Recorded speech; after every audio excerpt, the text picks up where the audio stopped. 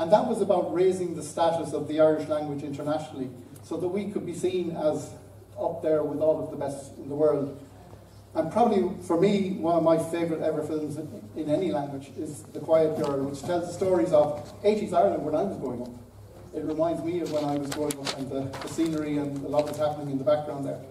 But it's a beautiful Irish story, and again, it just raised the profile of Irish language. And what that does for the Irish diaspora is it makes them proud. It makes them proud of our language, and they can go to their local cinema in Sydney, in Lorient, or wherever the film is being showed, and they can connect with it. They can connect with our language. So I think film is really, really important. Next is one of the films which, personally, is one of my least favourite Irish films ever. The Banshees of Inisherin.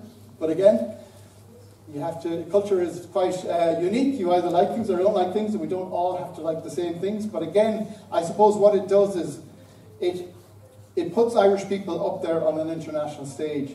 And what was interesting about The Quiet Girl was that The Quiet Girl got a nomination for an Oscar.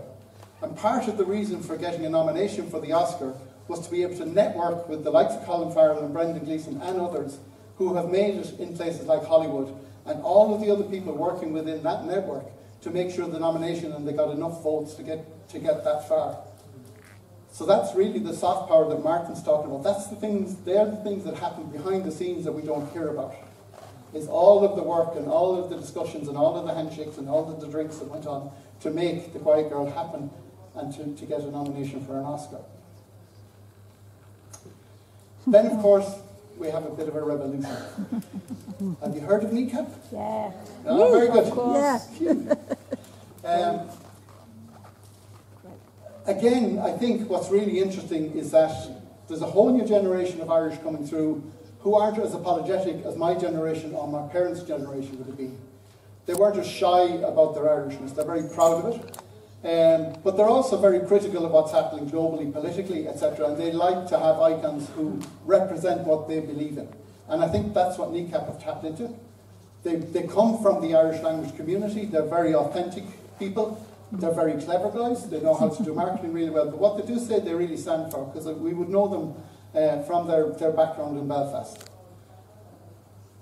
And it's really interesting how, they've now gone onto the global stage and they're representing Ireland, whether you like them or not, whether you like their music or not. They certainly are tapping into a psyche at the moment that is anti-establishment, is angry with what's going on, and is not afraid to speak out.